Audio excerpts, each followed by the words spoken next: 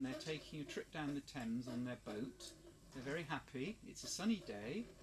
Back to a time when recording yourself involved more than the touch of a button. This would be a 16mm camera. It would be, about the size of a shoebox. It wouldn't do sound. When newlyweds Roger and Gail captured this in the 60s, little did they know it would be featured as part of Home Movie Day, returning to the Cinema Museum for the first time since the pandemic. The day was started to encourage people to look after and preserve their home movies for their families, but also as historical records as well. They've put the call out for people to bring their footage to be screened or assessed, and it often leads to some surprises.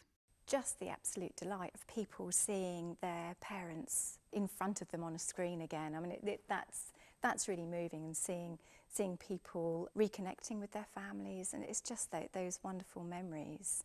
But home movies aren't just necessarily about families. It's also about what might be going on in the background of films, so they can capture scenes of coastal erosion, for example, or for London, buildings that aren't there anymore. Well, these are some examples of old formats that used to be used for home filmmaking. This is standard 8mm, which the great Steven Spielberg began using when he was 12. And this is 9.5mm, which will have a special place in this event. It's the centenary of the original home movie format, which is the 9.5mm film. It put the power into people's hands, basically, so people could shoot. So whereas before you would only go to the cinema to see a film, you could actually make your own.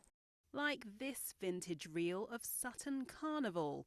It's a chance for film buffs to mingle and marvel at times gone by, and perhaps even inspire a few budding Hitchcocks. Alison Earle, BBC London.